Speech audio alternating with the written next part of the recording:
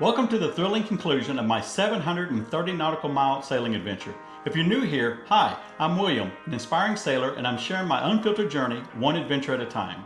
After 10 days, I completed the final leg of the trip as the boat continues its journey to Texas. And as you might expect, the adventure was far from over.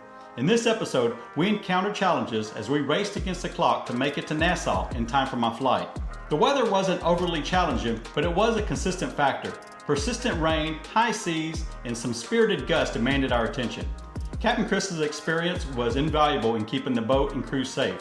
His careful approach ensured we always had a backup plan. There were moments when he called for all hands on deck, demanding we don our PFDs and tether in. It was a clear demonstration of his commitment to safety. We also ended up dropping anchor not once, but twice, waiting on better weather windows. We were hugging the leeward side of the islands for protection, but even that wasn't always enough to calm the seas. Once we made it to Nassau, the crew took refuge in local hotels while I spent my last night on the boat. It was uneventful other than battling an extremely low tide that kept me busy adjusting lines and fenders in the middle of the night. The next morning, I was treated to an incredible sight of dozens of turtles in the marina. It was an amazing sight, but a camera issue robbed me of the footage, so I'm left with just the memory. And then there was the taxi ride to the airport, a story all to itself. Let's just say it was memorable. There were airline delays, a TSA search, and a race against the clock to make my connecting flights. The trip back home was nearly as wild as the trip to the Dominican Republic, just in a different way, filled with unexpected twists and turns. In this final episode, I share everything with you, so let's dive in.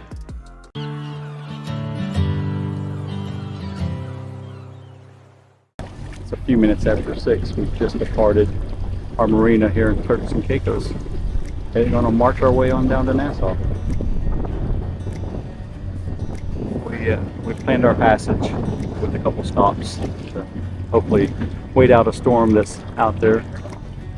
Unlike the Dominican Republic, we checked out of the country the day before and was able to push off at sunrise for an early start. As nice as the marina was, I wanted to be back on the water, not tethered to the land.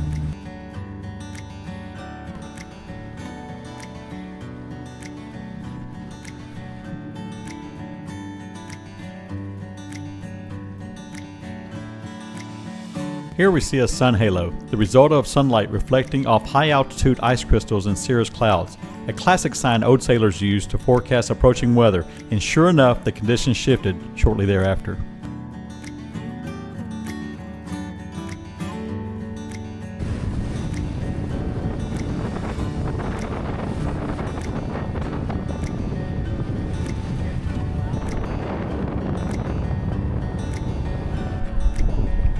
This is Crooked Island, where we dropped anchor for the night to wait out the weather you saw in the previous clip. Good morning from Crooked Island. You slept through the night. It's a pretty rough one. The wind was howling, so most of the audio was unusable, but I'll let it play. We got beat up quite pleasantly. So it's a little anchorage that we found. We got our butts handed to us last night with a storm. As you can see, we're still kind of waiting for it to pass through. We found a wind, a little bit of rain towards the tail end. And we've been trying to decide on our route back to Nassau. Anyway, so long story short, we found this anchorage as a holding spot. It's nice and calm in here. It's just life vests and tethered in because that's the conditions we were facing. So we had 2-hour watches. And I'm gonna go down and grab the shank. I did the best I could to salvage some of the audio through editing, but the wind noise was simply too bad. This is the next morning, and we're preparing to get underway. I'm talking about Captain Chris's different options for routes to Nassau.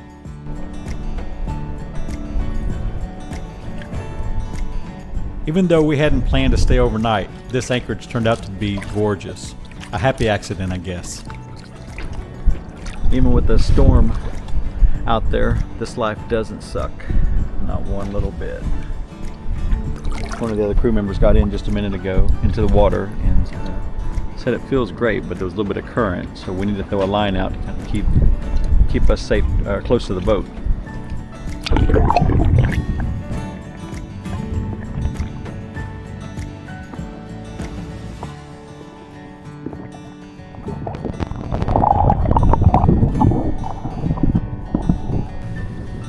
With breakfast finished and the route planned, we were on our way. As we left the shelter of the anchorage, the ever-present roll of the sea was back, and we were off again.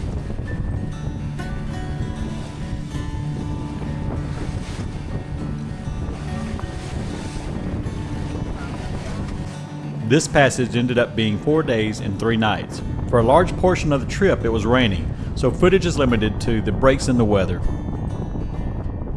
I've been thinking about making a video detailing the gear you need for a sailboat delivery.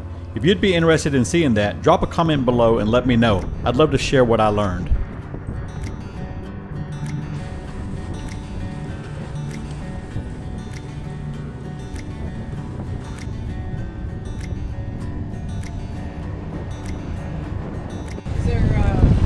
We chose to take another anchor before we cross a passage that has some little bit of wind coming in right now.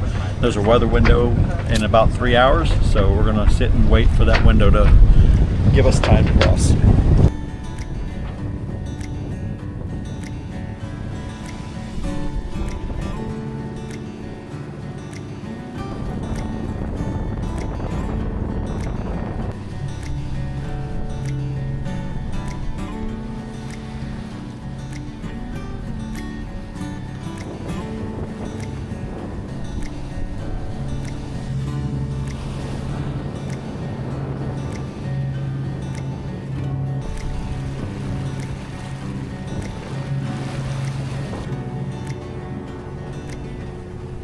Here we are rounding the southern peninsula of Long Cay, just before we anchored north of Albertown. With 6 of us, setting the hook was a breeze, but I can only imagine the challenge for someone sailing solo or shorthanded.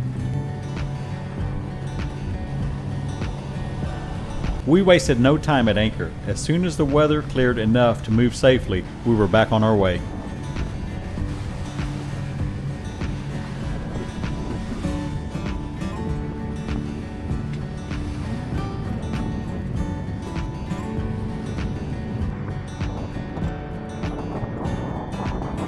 Each morning brought another day of excitement. With the worst weather behind us, we were eager to make up some ground on our journey to Nassau.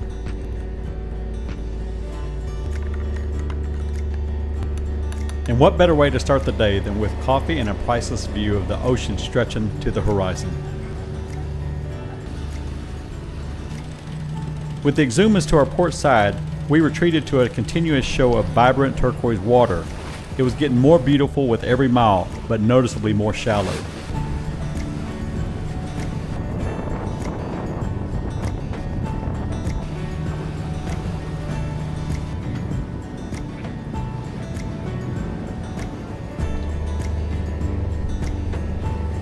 We've just arrived in Nassau, navigating our way through these shallow waters.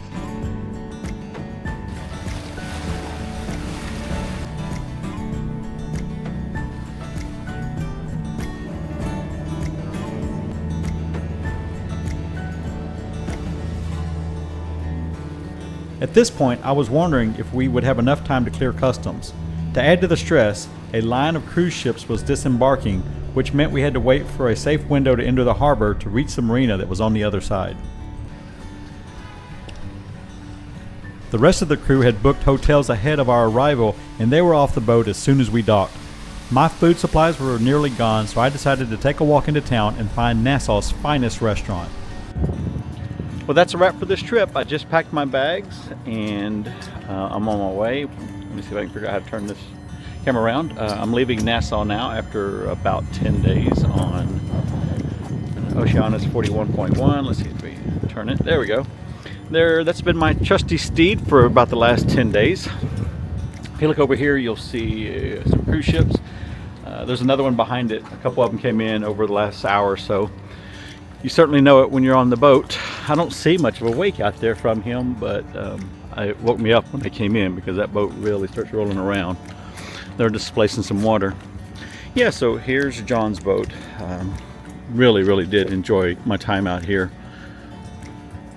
And there were days that were just absolutely beautiful and amazing, and then there was days that was windy, cold, and big seas, but I loved them all the same. So this trip was a litmus test to see if long-range sailing is for me, or even live aboard, and it hasn't changed. I really still romanticize the idea of spending my time on a sailboat. All right, now you can see the other cruise ship behind there. Yesterday when we was coming in, there were 4, I think, here, and 3 of them left within a 30-minute span. So now I'm gonna go find me a taxi to get to the airport, and hopefully find some hot coffee along the way. It's interesting that they don't use Uber here in the 3 other countries, or I guess the 3 countries that I've been to: Dominican Republic, Turks and Caicos, and now here in Nassau, the Bahamas. They don't utilize Uber, which is shocking. Oh, and also this morning I came to throw the trash out. There were turtles out here. I tried to record them, and I don't know if I got any decent footage or not, but I had the power charging port open on my camera when I shoved it in the water, so I'm hoping I didn't do any serious damage. I saw some lines come up on it, so I dried it out best I could, and I have it sitting on its own. So I'm really hoping that didn't happen, but we will see. I can get challenged, but I'm a fighter, so I can beat people up. I ain't backing down. Right. So I understand how I get my recovery. And I've only been off of drugs now for like 4 months, right? Okay, well, congratulations. But thank you. And so what I'm saying is, even though I've been off drugs many times before and then had relapse. Yeah, my new but friend. Nice to meet you. And I got a new friend for life right here. In got it. Right. That's All right, boy. All right. Me Thank and you. them together for life. All right. See you later. All right. Thank you. Bye. It wouldn't be a proper ending without a few more hurdles. My taxi driver's tale of drug addiction and murder charges were just the beginning. Then came the storm delays, the TSA search, and a nail-biting race to catch 3 connecting flights back to Corpus Christi. Thanks for watching and following my adventures. If you like this video, hit that like button and subscribe.